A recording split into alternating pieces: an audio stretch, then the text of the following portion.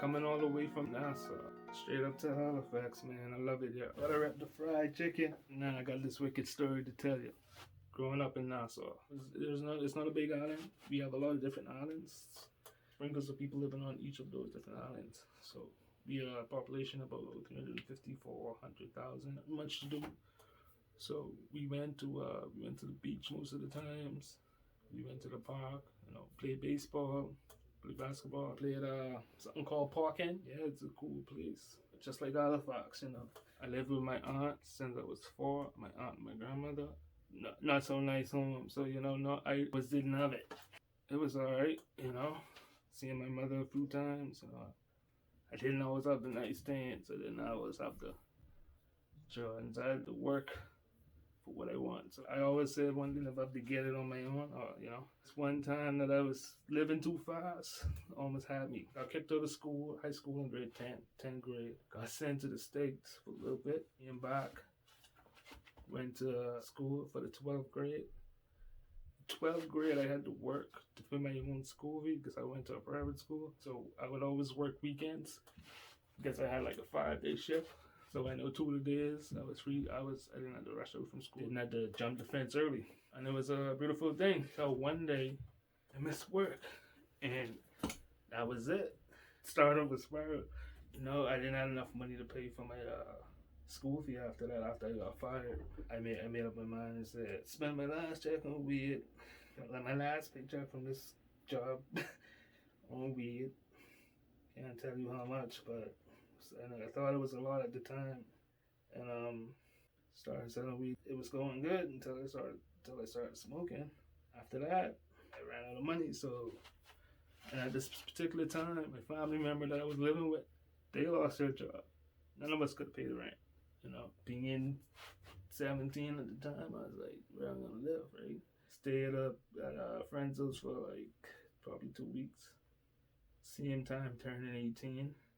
Still going to school. It was tough. A few weeks later, I was able to get another job. And I dropped out of school at the same time, so this time I won't lose my job. So I started working for like 3 months. 3 months, I was able to get my own place. Was able to save my money. Couldn't get to the graduation. Didn't get my diploma. I had my own place. I was happy. I didn't care about that.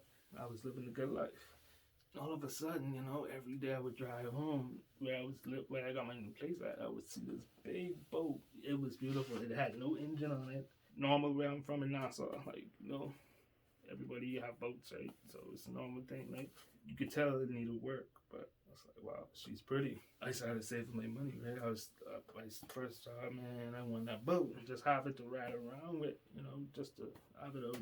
My last year at school, I met a couple of people, and we became good friends. Because one of the guys I became my really good friend was one of the biggest drug dealers at the time where I'm from. I didn't know that, so it was like, yeah.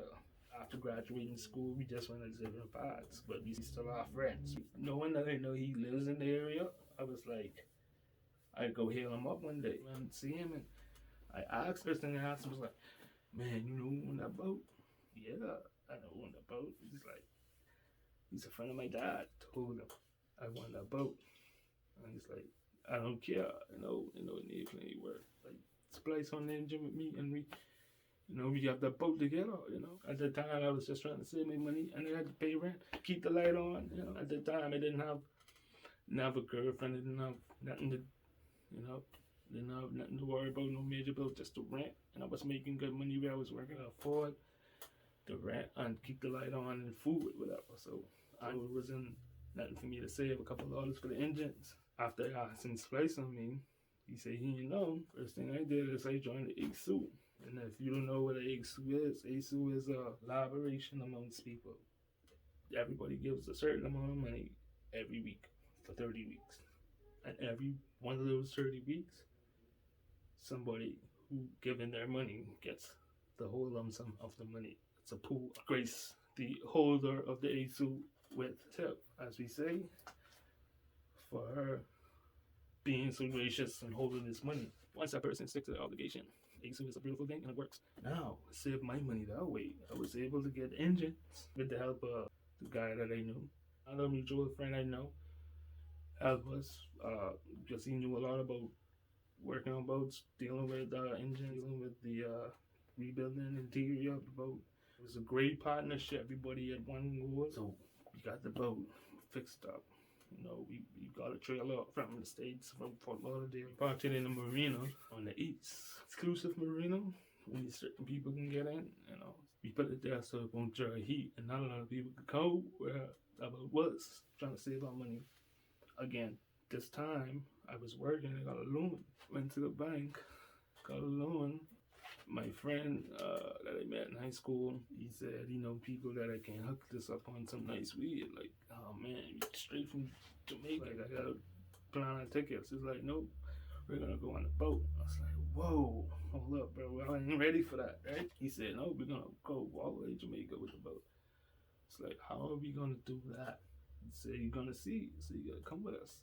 I was like, bro, I just want the weed, you know? If you could find some way to get the weed, I just want to go there and smoke some weed, it's okay. I'll think about it, man. He's like, man, we're going to be leaving in 2 days, man. Everybody said the money, you gotta, you know, I was like, should I put my money with this? Because I know if they go, we go and come back.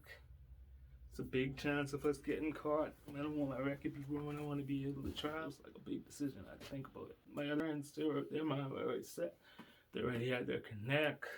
I already knew how much they were paying for it. I was planning a second trip. I didn't even know. But the first one. It's like, wow, you guys moving really fast. I didn't think me. I was just in my flow, working, trying to save money. I was thinking about getting a house next. Weighing, you know, it's like, should I do it? And they know, like, if I know going will be a problem, but coming back, what if we get cash, right? You know, all the things I said, I wanted to travel. I had a big decision. But growing up, where I'm from, right, not the nice area, so it was like I did not the nice things. As I grew up, I always used to come late. I used to go to school late. I used to go to my job late. I used to go to dance late. I used to go there late. So I was always late. I decided to put my money with these guys, and I decided to go because I needed the money. They told me the time they were leaving, 10 o'clock. They said they were leaving because they want to be in Jamaica by day. That same day, I had to do a lot of running around, get my priorities in order, pay my bills, pay my rent early, get my lawyer straight if we get capitalized, dealing with all that all day. So went home at like 5 o'clock, smoke a big joint, some takeout, had some beautiful grilled conch in the Bahamas. Had a big dinner, smoke a big joint, and I fell asleep.